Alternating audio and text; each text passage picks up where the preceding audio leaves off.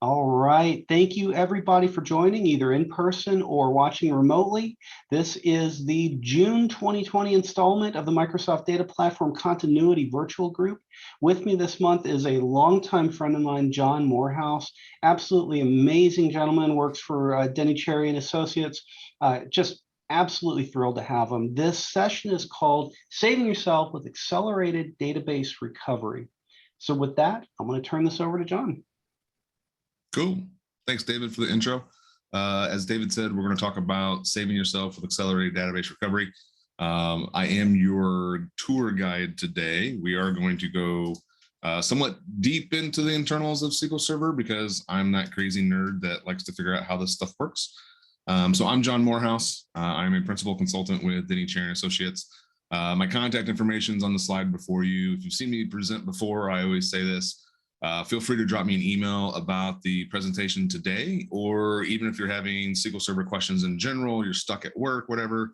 I don't know everything about SQL, but I probably know somebody who can probably help you answer your questions, and I'm happy to point you in the right direction if I can. My LinkedIn is on there. I'm on Twitter.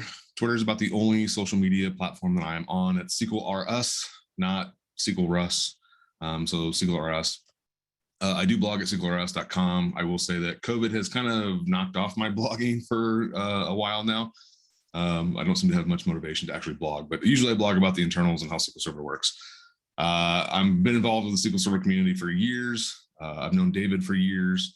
So I've run user groups. I've spoken at conferences worldwide. I'm an MVP for Redgate, being more expert, blah, blah, blah. A brief plug about SQL or Denny Cherry Associates. We are a small boutique of IT consultants. If you have a project, we try to help solve business needs using SQL Server and data. If you have a project and would like help, feel free to drop us a line. And that is the end of my shameless plug. So today we're going to talk about accelerated database recovery.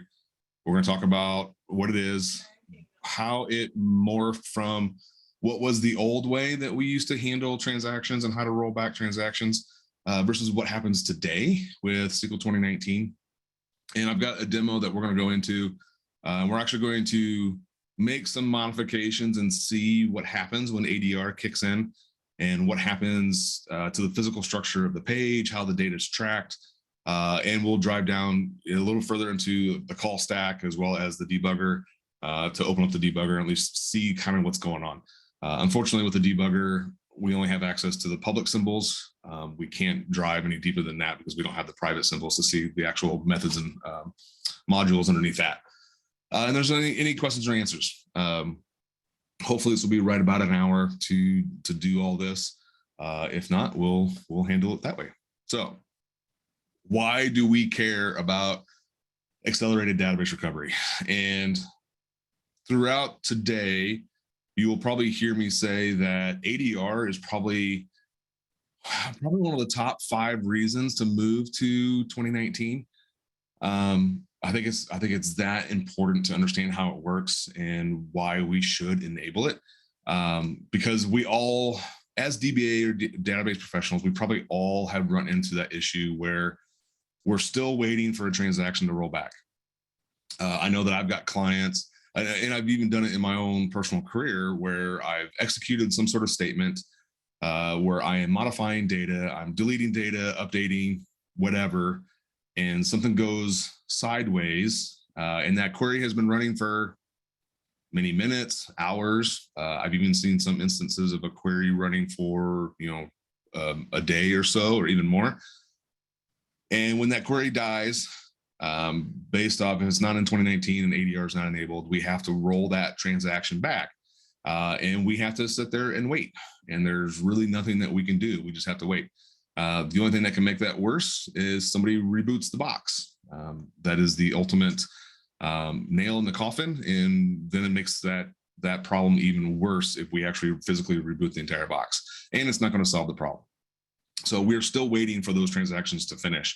With ADR being implemented, we can then roll back almost instantaneously with the way that they restructured how SQL Server does transaction log management. If you want some light reading, there's actually a white paper and there's the bit.ly link for that white paper. It's actually a really good white paper. I will say that I had to read it like 5 different times to fully absorb how SQL Server and how Microsoft made this thing work. And it really was a aha moment where, like, in the 5th time I read this white paper, I was actually reading it at night before I went to bed, and I literally sat up in bed and went, holy crap, now I understand, this all makes sense. So what does ADR give us? So in the presence of long-running transactions, this really does give us better database availability. So I do classify accelerated database recovery in terms of business continuity, high availability, because if we have to roll back a long-running transaction not in the presence of ADR, then we do have an availability issue with that table or the database itself. If you reboot the database itself or reboot the instance, then the whole database can be offline until it rolls back. So we do have an availability problem if we have those long-running transactions. We actually get faster and more consistent database recovery. So with ADR, if we cancel or that query dies and we have to roll that back, the recovery process is almost instantaneous. And that's what Microsoft, that's the term that Microsoft uses, is instantaneous. It does take a few milliseconds, a second. It's significantly faster than what we as DBAs are used to prior to 2019. That transaction, rolling back that transaction, was going to be hours and hours or days or days and days. And so ADR, from a DBA perspective, I absolutely love ADR. I actually had a client, and if you're in Azure, if you're using Azure SQL Database or Azure SQL Managed Instance, you've got ADR already. I actually had a client that I'm their DBA for them, and they had sent me this query to modify data, and they're like, this query should be maybe a minute in duration. I said, okay, looked fine to me. I ran the query, and like 35 minutes later, it's still going. And so at this time, I'm getting paranoid about, all right, we're well beyond the expected runtime for this query. I'm going to go ahead and roll it back. And I was worried about rolling back that transaction, even in Azure SQL Database. And I canceled the transaction, and it instantaneously, okay, it was really a couple milliseconds, the transaction died and everything came back, and there was no outage, no blocking, nothing in that manner in terms of rolling back that transaction. So I'm a huge fan of ADR. ADR provides also some aggressive log truncation. So Microsoft really changed the way that SQL Server handles log truncation, because they introduced some new concepts, and we'll get into them in the slides, in terms of there's some new objects that get created with ADR. They shifted some things around in the version store from TempDB. But we get that aggressive log truncation, and that aggressive log truncation, one, helps to minimize log growth. So if you're running a long running transaction, you know that the transaction log for the database can explode, especially if it's in an availability group or some type of replication. Things can go sideways. But with ADR, they aggressively, with those new objects, help to ensure that the log actually stays as tidy as possible. Another good thing is that if you're still on premises, it's available in standard. This was a huge win for Microsoft, I think, or a very smart decision by making this available in the standard edition. So not only is it available in Azure SQL Database and Managed Instance, if you're still on premises and you need to run standard, you can still take advantage of this feature by enabling it. As I mentioned, it's already enabled in the platform as a service offerings from Azure. And actually, you can't even disable it in Azure SQL Database or Managed Instance. If you try, you actually get an error where that statement, you can't change that statement. You can't enable that. So what's Microsoft's official guidance on enabling ADR? And there's always, with any feature or capability from any platform really, but specifically with SQL Server, there's always going to be pros and cons, and there's going to be guidance around when you should not enable something. If you have workloads where you've got long running transactions, Microsoft's official guidance is to enable ADR. If you have active transactions that are causing log growth, significant log growth, because of that aggressive log truncation processes that they've implemented with ADR, Microsoft says, go ahead and enable that. If you have a lot of long running recovery, meaning for some strange reason, you are rebooting your box every night, or you know that you've got some long running recoveries that could potentially have to be manually rolled back or it's controlled by the application, go ahead and enable ADR, because that'll make sure that your database stays online. It'll be available. You won't cause any blocking or issues with that.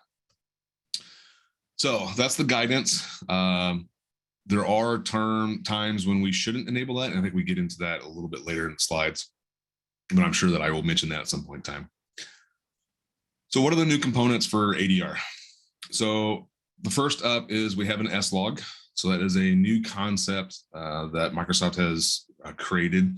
We have a persisted version store, and at a high level, this is very comparable to the version store that's in TempDB if you utilize read committed snapshot isolation. We have a new thing called logical revert. We have an aborted transaction map, or ATM, and we have a cleaner. So we have a process that'll come around and clean up various versions of data changes. So what is the sLog? So the sLog is really a in-memory object. This contains any non-version operations, where a non-version operation is like acquiring locks or making metadata changes that aren't actually versioned per se in the transaction log. So this in-memory object is pretty small. There's not a lot of non-version operations that go on in your normal DML type of activity. Any checkpoints actually persist from the sLog down. And the sLog is what helps provide that aggressive log truncation process that Microsoft has now introduced into the rollback operations. So we can't see this sLog. I can't query it. I have tried a couple different variations to see if I could actually see what's contained in this sLog. And I haven't yet been able to find a way to actually like interrogate it to find out what's actually in it. The version store, as I mentioned, it's the same version store if we use read committed snapshot isolation. The difference is that if we enable read committed snapshot isolation, that version store is all within TempDB. So if you have multiple databases all using read committed snapshot isolation, we put an additional workload on TempDB. Might not be noticeable. If you've got 500 databases on an instance, then you can maybe see that overhead. That version store, when we enable ADR, we actually move and shift that persisted version store out of TempDB and put it into the physical confines of that individual database. So it's the exact same structure. We're just shifting it down to the database. And that version store actually contains off-row versions. And so there's actually two different versions of data changes that happen with ADR. There's actually in-row and off-row. And we'll actually show that. We'll actually interrogate the page structure of both, so we can see kind of how that works with SQL Server. And the other thing that is really nice about this persisted version store is that it's availability group aware. So because we moved that version store down to the local database, if I have availability groups, those versions are then replicated to my secondaries, to my other replicas. And so therefore, if I need to, because the other thing that ADR helps with is also facilitates a faster crash recovery. So if I have to reboot or fail over, because I've got accelerated database recovery enabled, I can still take advantage of the almost instantaneous roll forward and roll back. So when the database comes online, it comes online much faster. If you don't use 2019 currently and you're not familiar with it, or you haven't experienced it, if you have long running transactions in an availability group and you fail over, that failover could take a while because it has to go through crash recovery, even on even on a failover. Because it's in the database, it is AG aware. That makes things a heck of a lot easier, especially with doing a failover. So the logical revert is asynchronous in nature. And so at a high level, what they've done is, and we'll see it on in the page structure when we get to it in the demo. We'll spend quite a bit of time probably in the demo. What they've done is a data page where data modifications happen in a physical confines of an 8K page, right? If we have an 8K page, I had a piece of paper here that I was using for a demonstration yesterday as a page, but I don't know what I did with it. But if I had an 8K page, right? That 8K page has a header. That 8K page, outside the header, you've got 8,060 bytes of space to play with. In that header, there's additional space, and we can use some of that additional space to keep track of logical changes. And so what they've done is actually provided when those changes are relatively small, meaning I change the first name column of the table from John to Duke, that change can fit within the confines of the row itself. And so there's a logical bit basically within the row that says John is the old value, Duke is the new value. And then when you query and interrogate that page, SQL Server knows that Duke is the new committed value, not John. But my previous value, John, is still stored in row on the page. So if a rollback happens, we actually just undo it within the individual row where the change was made. And so there's actually basically a pointer bit flag, like I said, that they will just logically undo, which helps provide that almost near instantaneous rollback feature. And that the logical revert also keeps track of all the aborted transactions. So there's the ATM, which I think I get to here in the next couple slides.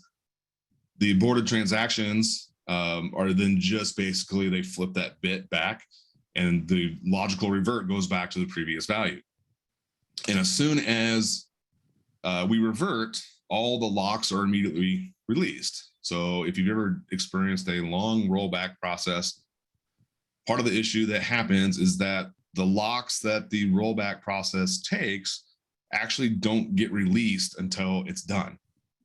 Now with ADR, they've actually flipped that. So as soon as that the logical revert happens, all the locks get released and everything comes back online. So with the aborted transactions, it's not that ATM. You might see the documentation, they're gonna say it's an ATM. It's not that kind of ATM.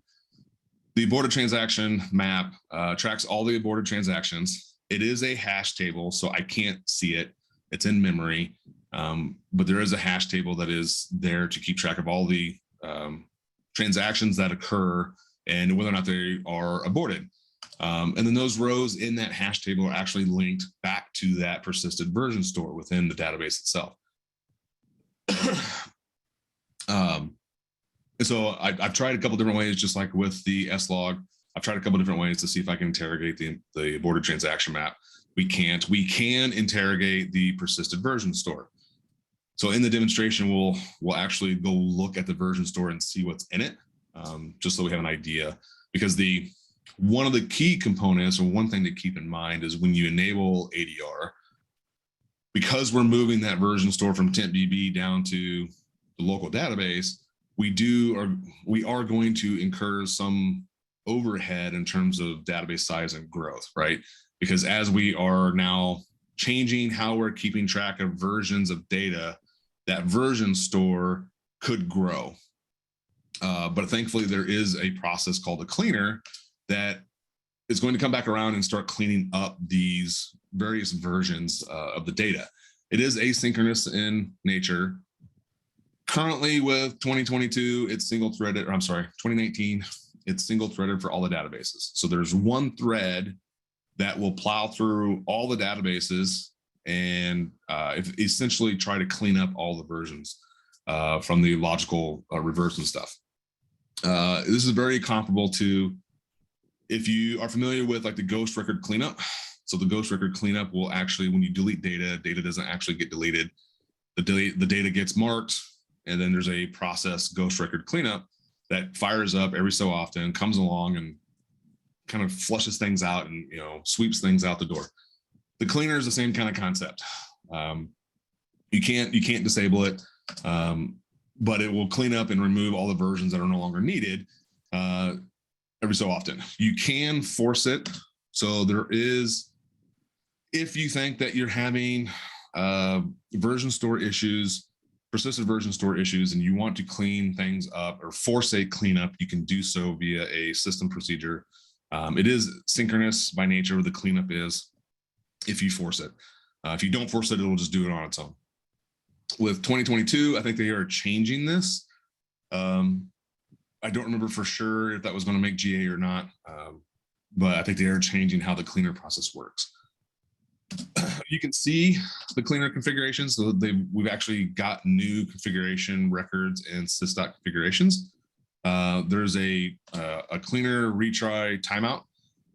So if it encounters any locking issues for some reason that the cleaner dies out, the cleaner will automatically try to spin back up, and you can change that retry timeout if you so desire. I usually will probably recommend that you don't mess with that unless you're under the guidance of Microsoft support or you've got some sort of edge case that Microsoft support is going to tell you to change that timeout.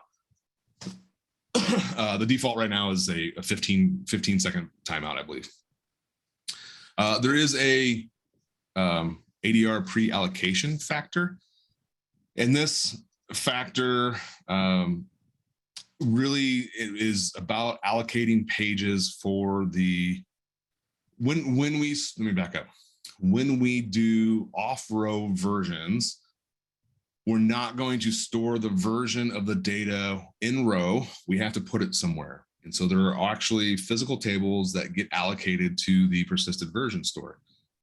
The ADR pre-allocation factor can help address whether or not how pages are allocated to that actual version store table.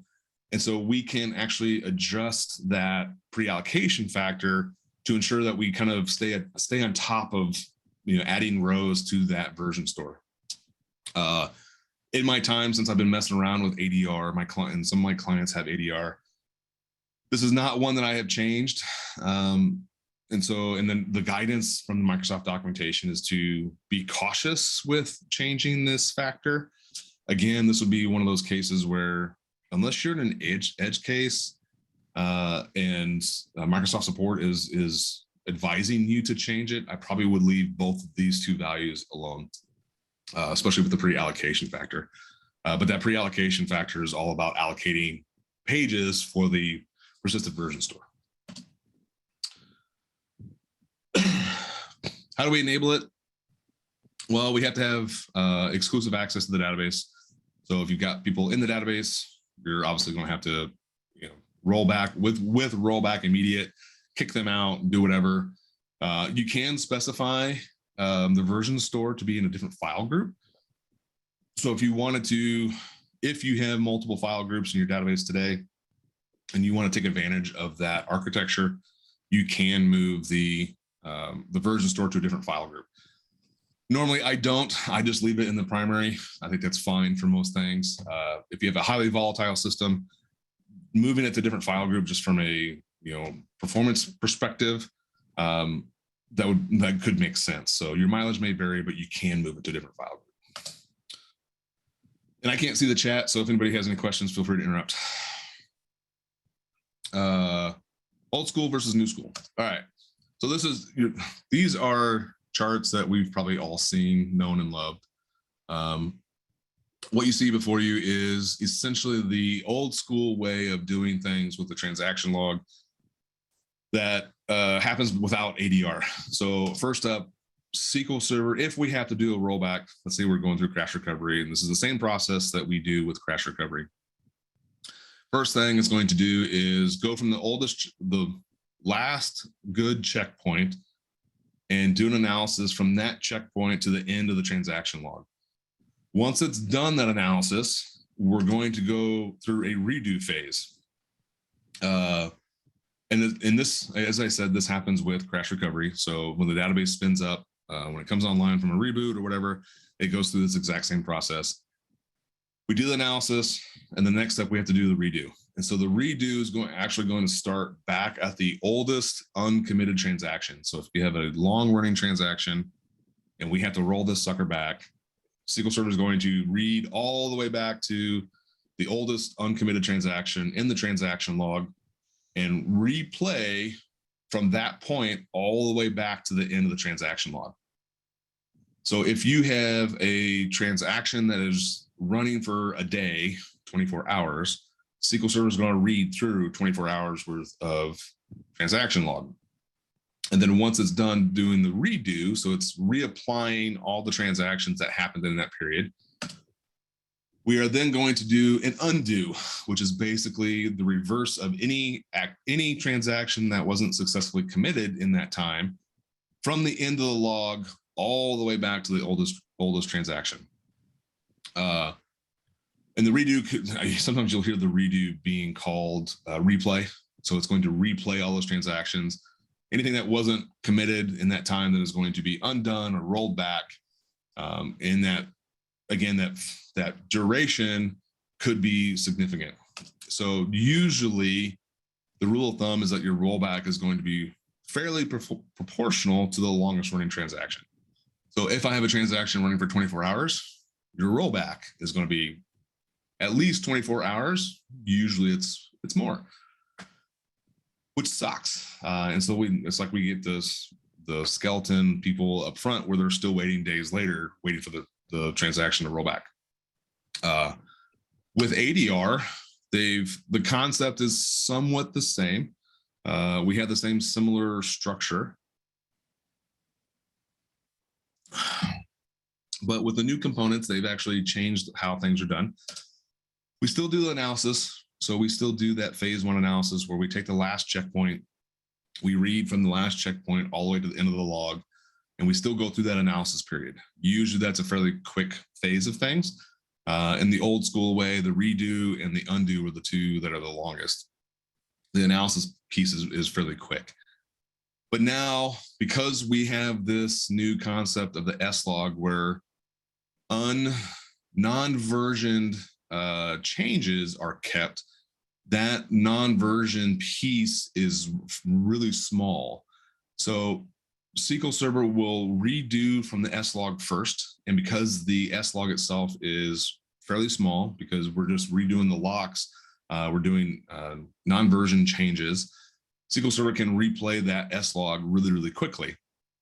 And then once it's done that, so it's really like 2A, right? So it does 2A first from the sLog, and then it does 2B, which is then from the last checkpoint. From that point forward, we follow the old school methodology of it'll scan from the last checkpoint to the end of the log, replay those transactions from the last checkpoint instead of the oldest committed transaction to the end of the log. And then once it's done with that, we're then going to do phase 3 and roll that back from the sLog. And so because, again, that sLog is really, really small, we get that near instantaneous rollback when we hit cancel or things die or whatever, whatever initiates that rollback process. So we've got some new components with ADR. It's fantastic. I love it. Before I jump into a demo, any questions? Looks like we got a small group. Yeah, nothing so far. If anybody has any questions, please drop them in the chat window here and we'll get them answered. Yeah, how come I can't see the chat window? What's going on? Hang on, let me fix this. And while I'm trying to figure out, David had joked that he was confident that I knew how to work Zoom, and I'm proving that that is not to be correct. And when you're sharing a screen, the chat window is mostly hidden. So I figured it out. So I will say that when we get into the demo, you're going to see that I do have a debugger. So I think that we all know, do not attach a debugger to a production instance. You will screw things up.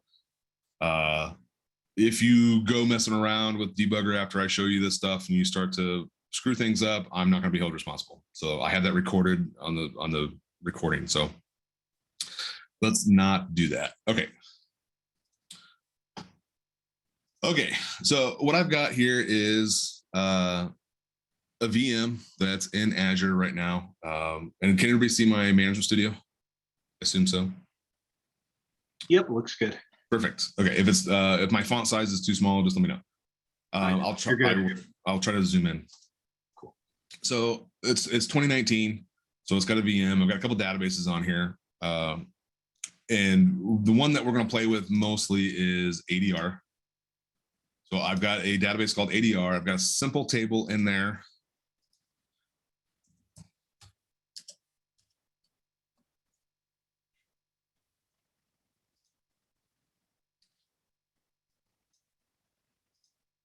I might actually have.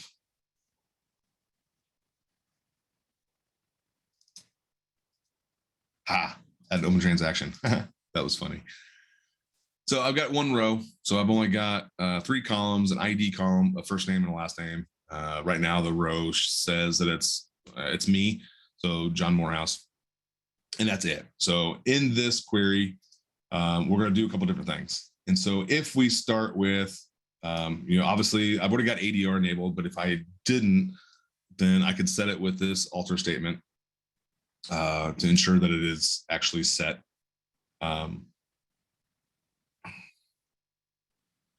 And we get a couple different, with ADR, we can actually see we can actually interrogate some pages and stuff for the persisted version store.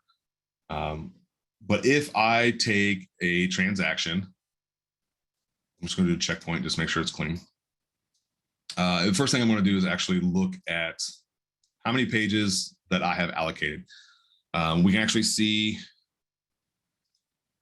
So this all makes sense if you're familiar with SQL Server and how it allocates pages and whatnot.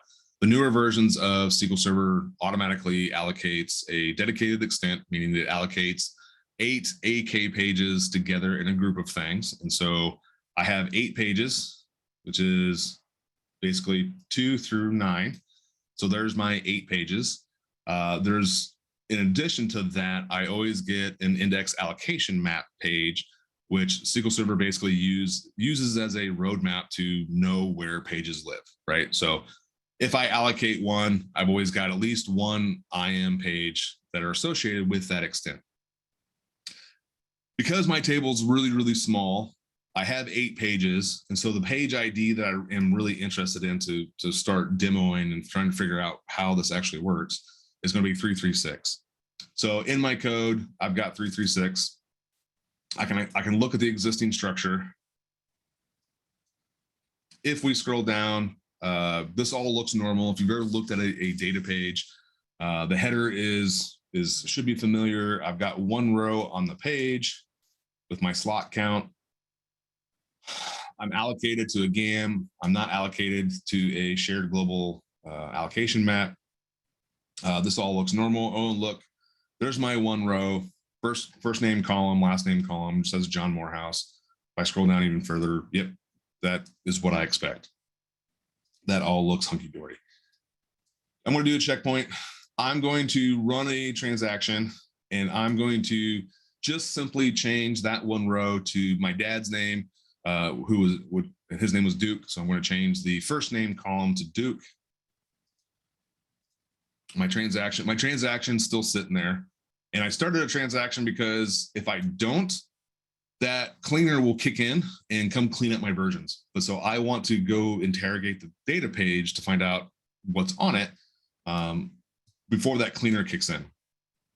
So remember, previously the page looked hunky-dory. Everything looks fine. The header looks fine. Now that we've got a version, meaning I should have somewhere a version that says Duke and then another version that says John. John being the previous version from before I changed it to Duke. Now, if we look at the page again, there's a couple things that we will see. Right here, now we actually have some versioning information within the record attributes that wasn't there before. And so we can actually see that after the null bitmap and the variable columns, because of the way that I designed the table, my first name and last name columns are going to be the variable column values. I now have versioning information behind it. And if we look at the actual text here, this is the hexadecimal. Right here is the hexadecimal piece that actually represents the physical structure of the values as it's stored on disk. We can see that, yep, okay, I've changed the name to Duke, and that's what's being shown as being committed, if you will. But if we look behind those columns, we actually can see that ADR put the previous value smack dab at the end of the row. So it's now in row. So we can actually see that. We can actually see if you take a hex editor or a hex to string converter, these values actually will correlate. Let me spin this up. Where did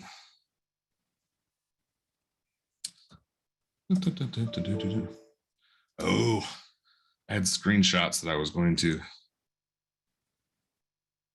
hang on. Snagit. I've got screenshots in Snagit.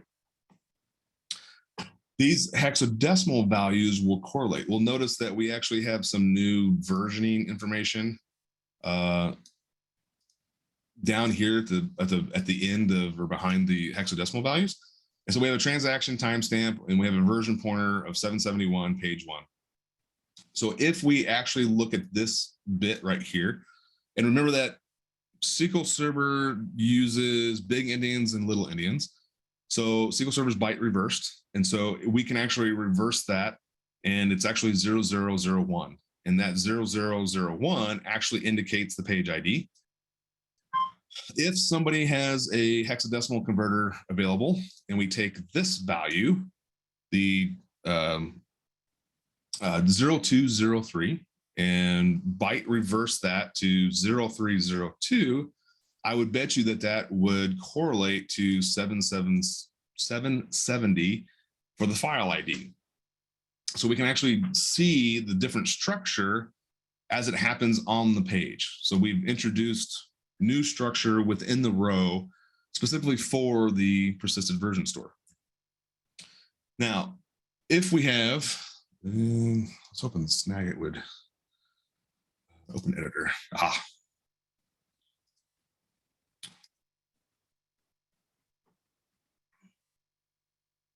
Yeah, and if we look at this value, if we were to convert this and byte reverse it, the 2104 to 0421, that should correlate with this timestamp. Now, what we can see is we can actually take this timestamp and we can actually use extended events. So we can actually look into extended events to get some of this persisted version store activity. And we'll look at that in just a second. We can actually look at the index physical stats for in-row and off-row utilization of the persisted version store. So if we look in here,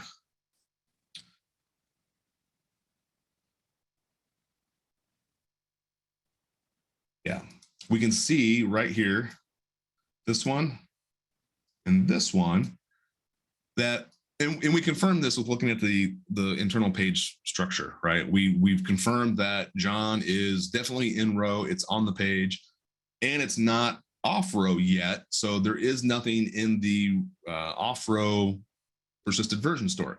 So the version store has nothing in it, at least when it comes to this specific change. So now, and there's another DMB that we can use to see. These are old. These are old. The other thing that we will note in here, if we come back to the page, 1057.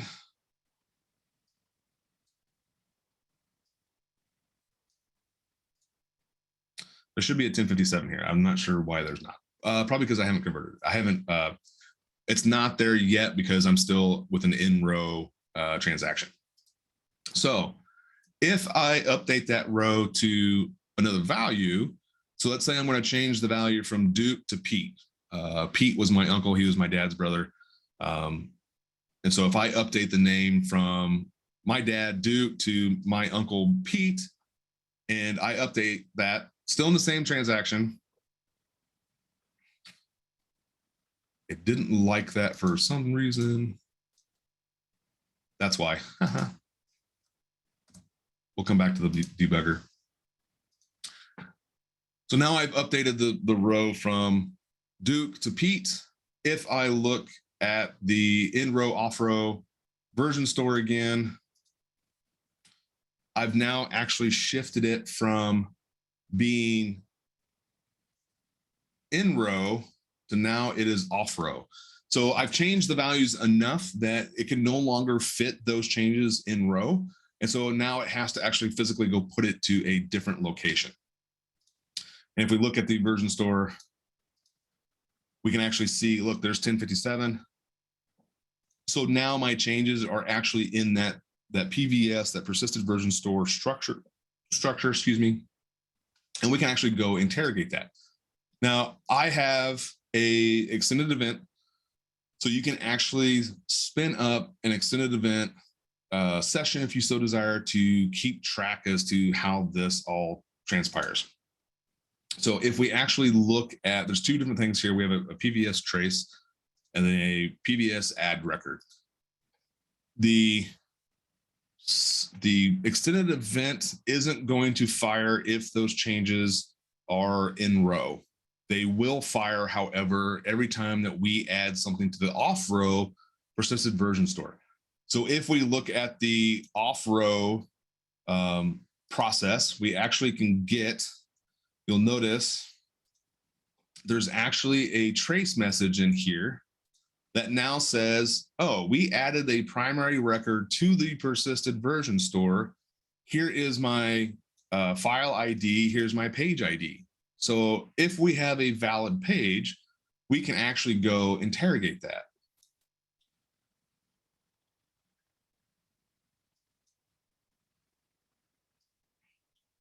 So if I look at my page allocations again, with the allocated page ID equal to 384, we can actually see that it is allocated to the persisted version store. So what we know of ADR is validated and hold true, that we now have a specific 8K page that is storing the versions of the data changes that we've been making. If we know the page ID, that means that we can actually go look at it.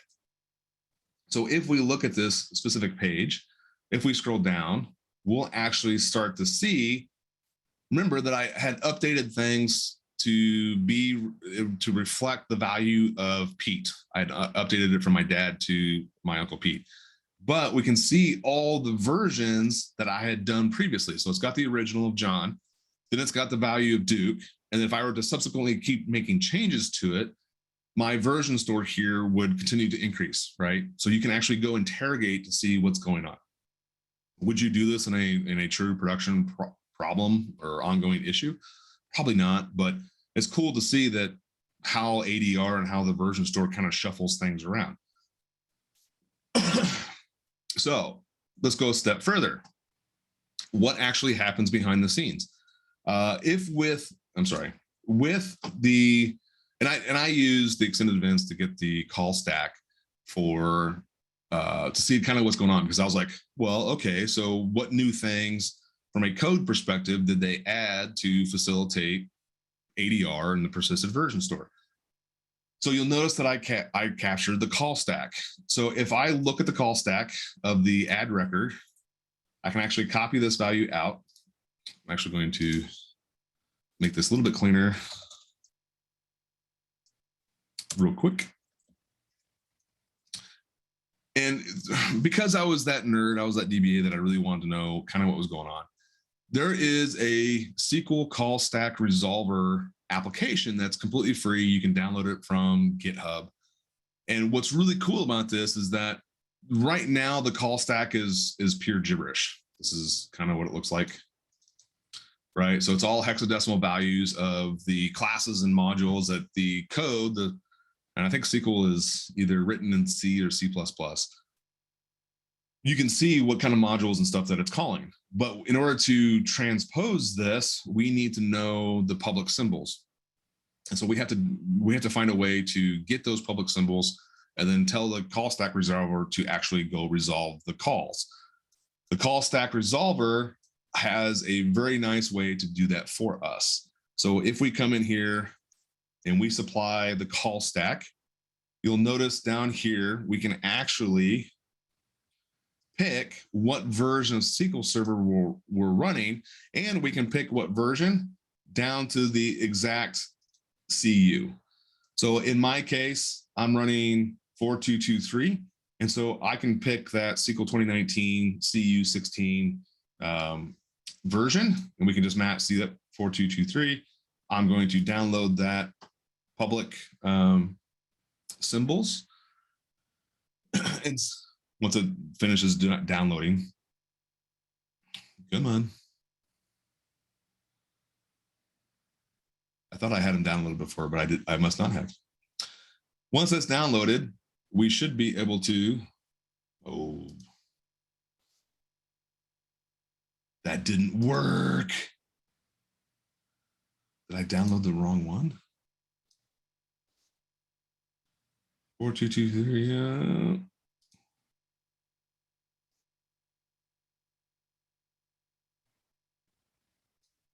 okay, let's try a different call stack.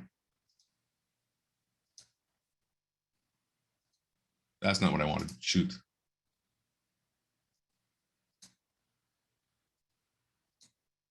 When demos go wrong, I was just demoing this earlier today or yesterday, and it worked fine. That is the demo gods that strike all of us. Yeah, if it doesn't work today, no big deal. Just record it, and I'll splice it into the recording. So what it would resolve to, what we would normally get, is something that looks like this. Hang on. I apologize. I had that all working. Don't worry. Trust me, it happens to all of us. Why do you think I don't do a lot of demos at conferences? So normally it would resolve to something that looks like this. And so we can, when it resolves it and when it works, we can actually see the modules that the code is actually calling, and then we can go a little bit further. So if I wanted to, and I did because I wanted to see kind of what would happen, I can actually break into the debugger. So I've got the debugger running. So I've got WinDBG running. And again, disclaimer, don't do this on a production box. I actually, if I break into it,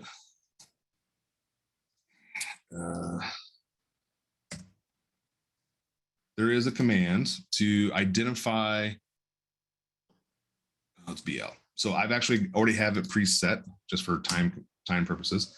So I've actually got a breakpoint set in the debugger, because one of the things I noticed when I started to mess around with this is that if we were to look at,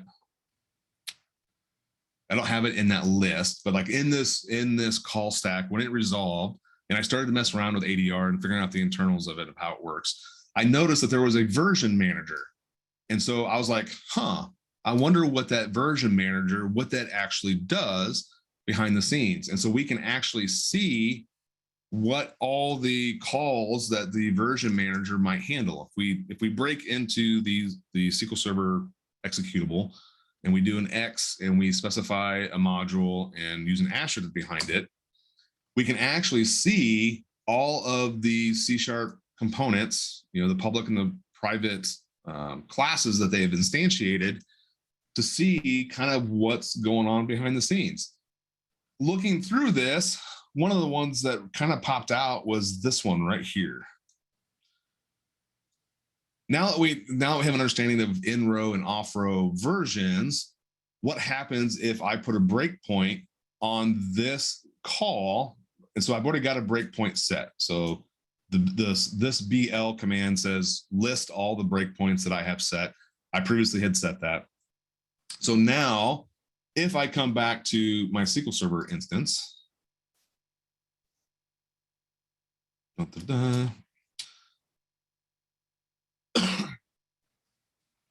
where's my rollback? I'm going to roll this back.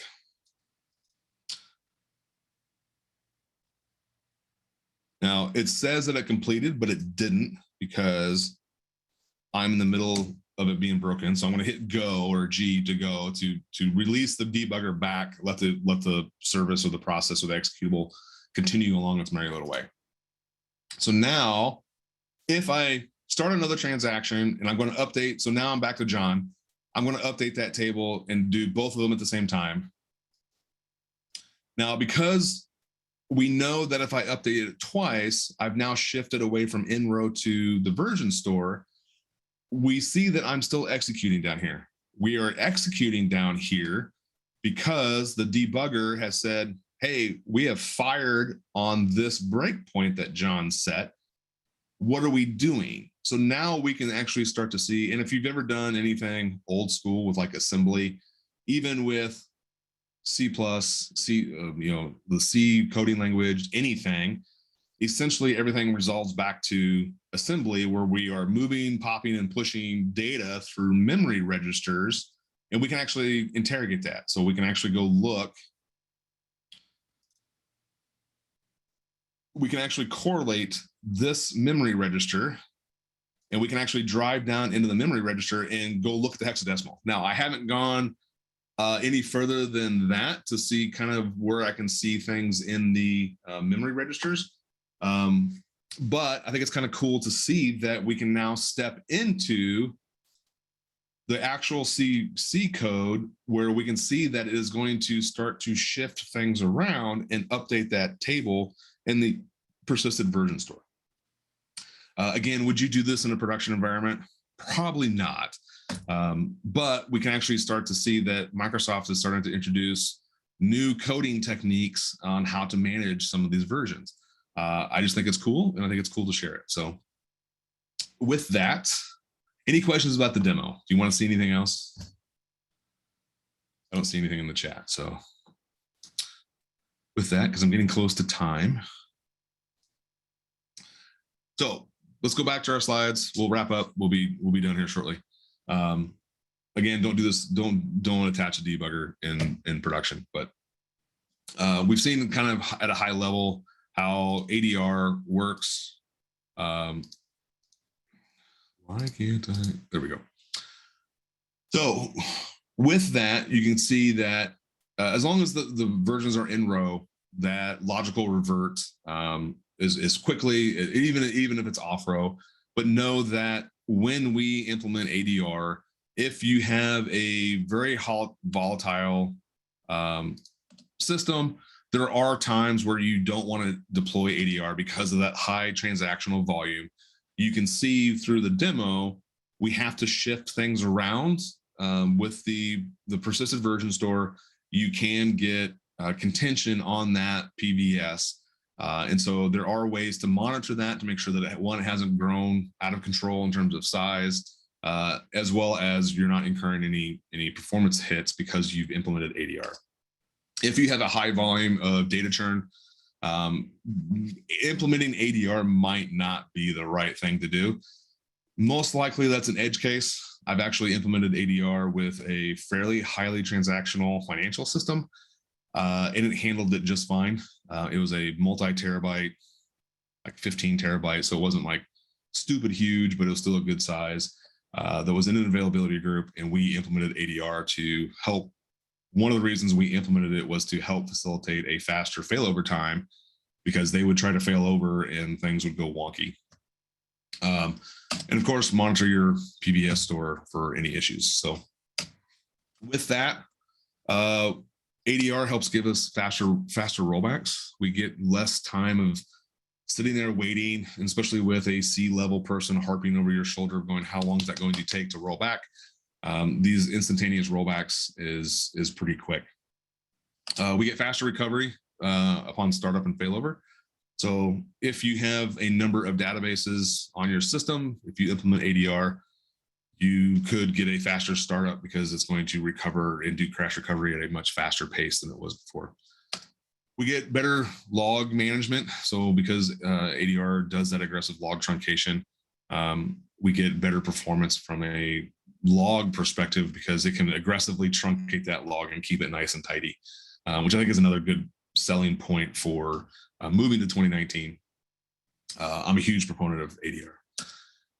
Enable it for most of the majority of your use cases. Of course, your mileage may vary. Make sure you test accordingly, and it's fairly simple to update.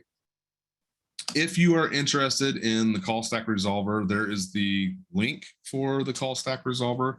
There is a really great article on Redgate. So there's a gentleman, I don't remember his name, but he did a fantastic article. It's got fantastic animation in terms of showing from a visual perspective of how ADR works with that logical revert and moving things around. And again, that's a bit.ly link at the bottom with that white paper that I mentioned at the start of this. I found it to be an exceptional white paper to read. If you want to know more information or how they came about how to do it, that white paper will explain everything. So with that, I got 4 minutes left. I took out some demos, so that it was actually right about an hour. That was fantastic. Does anybody have any questions for John? I feel like I talked a lot. No, that was great. I love knowing the internals of this stuff, because it's more than just understanding what it's doing. You understand why, and that way you're able to be more surgical with this stuff. It really was like I no joke. I read that white paper like 5 times, because I was like, Joey and I were always like, it's just magic. It just magically works. And I was like, I want to understand the internal. And you know me, David, I'm that crazy internals guy. I like the internals. And so like I read that paper 5 times, and I literally was like reading in bed, and I actually sat up and went, oh my gosh, this all kind of makes sense now. And so I wanted to go poke around and figure out how to, make it work, or how it works. And that's how I, started to figure out how to like demo it. How do I demo this? It's so cool. It's so neat to know what you can do and why it works, and when it's the right place for it and when it isn't the right place for it. And that's the power of being a senior DBA, is to not just know here's the features, but here's the why and when. And see, I was actually messing around with this last night, because I was trying to make sure my flow, my demos were what I wanted. And so like I was actually messing around with trying to find this memory register. Right. So if we, go find this memory register, what, AE0A. So it's in here somewhere, and then figure out, can I actually identify that data value? Where we are moving things in and out of registers. And I haven't gotten that far yet. I really wish I had access to the underlying code. Like what I need is somebody from Microsoft to actually like look at the source code to tell me, oh, it's here. This is how it works. I unfortunately don't have that. I don't have access to that. Yeah, none of us do. Wish we did. And then I wouldn't sleep for about 2 weeks. Yeah, or longer, probably. Yeah. There'd be some power naps in there for about a month, and I would just clear the calendar. Awesome. So thank you very, very much. That was fantastic. For anybody watching this after the fact, you've got John's contact info. If you have any questions with this, after you watch the recording, don't hesitate to reach out to him or to us. And stay tuned. Next month, we've got Dave Birmingham with storage options for building a SQL Server failover cluster instance. Nice. Subscribe to our YouTube channel. Check us out there. We've got all the recordings from the entire history of this group online and ready to go. If you have any topics you either want to present for us, or if you want to actually see a topic, let us know. We're super happy to actually create presentations just for you and deliver it here, because if you've got a question, chances are a lot of other people have the same question. They're just not asking it. So let's do this. Awesome. So are there any other questions? Last check here. Yeah, John, I just thought of a question for you. Go for it. You brought up a good point about not rebooting the SQL or your SQL instance in the middle of a rollback. Yep. So hypothetically, if I have ADR enabled and I have a long rollback going on in the background, do I need to be conscious of that background rollback finishing before I reboot? If you have ADR, you're not going to have a long rollback. Because if we talk about, so it's a great question. And so that long rollback and rebooting really is about, in previous versions where we didn't have ADR to facilitate a faster thing, in that rollback process, because what happens is in that old rollback, we start this long rollback process and then everybody panics and everybody says, reboot the box. The problem is that before rebooting the box, that transaction rollback only would affect the tables that are involved in the transaction. You reboot the box, SQL Server has to go through crash recovery for the entire database, which is going to effectively postpone access to anything until that transaction gets rolled back. That's why rebooting the box is the absolute worst thing that you can do, because you've effectively taken the entire database offline, not just the individual components. With ADR, because we're doing that logical revert now, your rollback, and as soon as ADR rolls everything back, those locks get released and the database is fully accessible and online. So if you've got ADR enabled, if you have a long rollback, and when I say long, I mean more than 5 seconds, there's something drastically wrong, and I'd be calling Microsoft support. So you should not ever encounter a super long, because ADR is going to roll all those back, and then that cleaner operation is going to kick in and come clean things up for you asynchronously behind the scenes. So you should not have a long rollback process with ADR. Does that help? Does that answer? Yeah, so it sounds like, even let's just say I rebooted before the cleanup finished, it sounds like it would just, it's smart enough to just pick back up right where it left off. Yeah, so the cleaner operation is very much like that ghost record cleanup operation. So it's going to fire up every so often, do what it can, and then shut itself back down. The only caveat is if you have a large number of databases on your instance, you enable ADR for all of them. Right now in 2019, that cleaner process is single threaded. So there's one thread for all of the databases. You could have contention there because it can't keep up. Now in 2022, I think they're enhancing that to be more multi-threaded. So if you can go to 2022, that's another great reason to go to 2022. But in 2019, right now, it's just single threaded. But you should be able to, if you've got ADR enabled, you do a rollback, that rollback should finish damn near instantaneously, at least within the first couple seconds. And then you can reboot the box, you can do whatever. And then crash recovery is also going to take advantage of that and say, yep, no, that was rolled back. We just need to do the cleaner. Cleaner will fire up, do its thing, and away it goes. I love ADR. I think ADR is fantastic. It's probably one of my, I know I said top 5. It's probably closer to like one of my top 1 or 2 reasons to go to 2019, because I think we've all been there and we've all had that instance where we've tried to roll something back and hours later, we're still sitting there waiting, going, our production environment's offline because it needs this one table and it's rolling back. Yep, at that point, it's just sit back and get a beer, call your buddies. Watch the sparks fly with everybody else, but there's nothing we can do. The one thing you can do is absolutely do not let your C-level people reboot that box. Yep. I don't care. I don't care if the CEO comes to me and tells me to reboot it. I'm going to tell them, hell no, don't touch it. Let it finish. Yep. Patience is a virtue in that instance. And then I'm going to be like, hey, if we could upgrade to 2019, we could circumvent this problem from happening again by implementing ADR. Keep it modern. Yep. We're still helping people fight through 2012 upgrades and a few 2008s out there. I may or may not have decommissioned a 2005 box within the last like year or 2. Yes. Yep. So again, this is a great feature.